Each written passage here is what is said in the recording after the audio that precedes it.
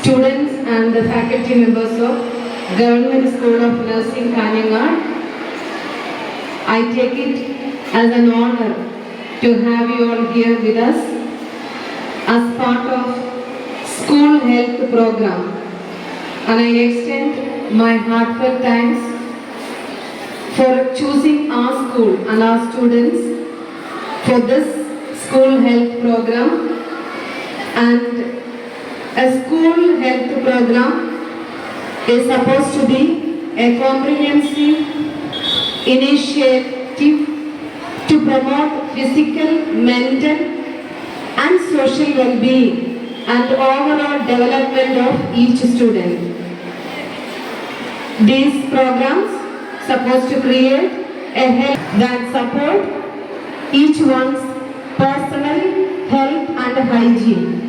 And today we are fortunate to have the faculty, the doctors and the students of Government School of Nursing, Kanyanad to be with us, to enlighten you and to bring a kind of awareness among you all how to be healthy and promote the same to the others in your families, back at home, and the environment, and also the school where how you can grow in a healthy way as a student.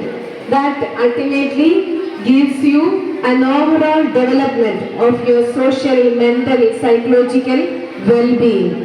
Today we are happy to have Dr. Shanti P.S., Deputy DMO of Health, Kasaragod. And thank you so much.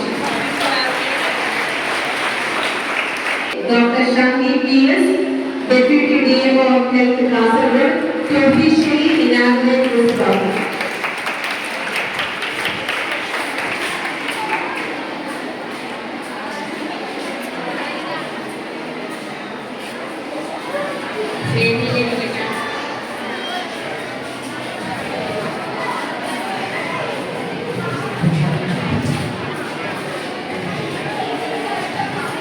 വേദിയിലിരിക്കുന്ന വിശിഷ്ട വ്യക്തികളെ, പ്രിയ കുഞ്ഞുങ്ങളെ, ഞാൻ mic കയ്യിലെടുത്ത് എന്താണെന്ന് വെച്ച് കഴിഞ്ഞാൽ നിങ്ങളോട് അടുത്ത് നിന്ന് സംസാരിക്കാൻ വേണ്ടിയിട്ടാണ്.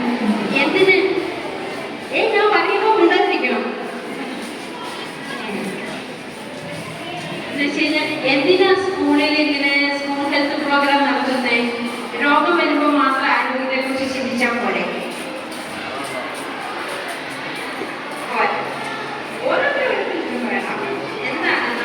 ആരോഗ്യം എന്ന് പറയുന്നത് രോഗം വരുമ്പോൾ ചികിത്സിക്കുന്ന അവസ്ഥയല്ല.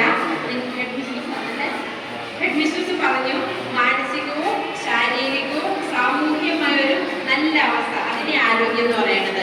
ഇപ്പൊ നിങ്ങൾക്ക് എല്ലാവർക്കും ആരോഗ്യമുണ്ട്, നിങ്ങളുടെ മനസ്സിന് ആരോഗ്യമില്ലെങ്കിൽ ഞാനിവിടെ നിന്ന് എല്ലാവരുടെയും മുഖം നോക്കുമായിരുന്നു. ചിലരുടെ മുഖമൊക്കെ വിഷമിച്ചിരിക്കുന്നു. ഹോംവർക്ക് ഉണ്ടോ? ഹോംവർക്ക് ചെയ്യാതെ ടീച്ചർ അടിച്ചോ? ശരീരത്തിന്റെ ആരോഗ്യം എന്ന് പറയുന്നത് ഒരു ചെറിയ സംഗതിയാണ്. നിങ്ങൾക്ക് നല്ല ലൈഫ് സ്റ്റൈലൊക്കെ ശരിയാണെങ്കിൽ നിങ്ങളുടെ ശരീരത്തിന് നല്ല ആരോഗ്യം ഉണ്ടാകും. നല്ല ഭക്ഷണം കഴിക്കും, രാവിലെ ചെയ്യുന്ന ഹൈജീനിക് പ്രാക്ടീസസ് ഒക്കെ കറക്റ്റ് ചെയ്യുന്നു, പല്ല് തേക്കുന്നു, കുളിക്കുന്നു, നല്ല ഡ്രസ്സ് എടുക്കുന്നു, അങ്ങനത്തെ കാര്യങ്ങളുടെ കാര്യം മാത്രം നോക്കുന്ന ഒരു ഓഫീസറാണ്. എൻ്റെ ജോലി എന്താണെന്ന് വെച്ച് കഴിഞ്ഞാൽ അമ്മമാരുടെ ആരോഗ്യം നോക്കുക, കുഞ്ഞുങ്ങളുടെ ആരോഗ്യം നോക്കുക. മനസ്സിലായില്ലേ? ജനിച്ചു വീഴുന്ന ഒരു കുഞ്ഞു തൊട്ട് 19 വയസ്സാകുന്നവരും പിന്നെ 19 വയസ്സ് കഴിഞ്ഞ് പിന്നെ കല്യാണം കഴിഞ്ഞവര്, അമ്മമാര്, ഗർഭിണികള്, ഇവിടെ എല്ലാം കാര്യം നോക്കുന്ന ഒരു ഡോക്ടറാണ് ഞാൻ. എന്നെ ഏറ്റവും അധികം വിഷമിപ്പിക്കുന്ന സംഗതി എന്താണെന്ന് പറയുക, എനിക്ക് ചിലപ്പോൾ ഉറക്കം കിട്ടാത്ത ചില ദിവസങ്ങളുണ്ടാകും. ഏറ്റവും വലിയ പ്രശ്നം ഉണ്ടാകുന്നത് എന്നാന്ന് വെച്ച് കഴിഞ്ഞാൽ ഇപ്പം ഒരു പോക്സോ കേസ് വരുമ്പോൾ, പോക്സോ കേസാണെന്ന് നിങ്ങൾക്ക് എല്ലാവർക്കും അറിയാലോ, കുട്ടച്ചും പാട്ടച്ചും ഒക്കെ ടീച്ചർമാർ പഠിപ്പിച്ചിട്ടില്ലേ?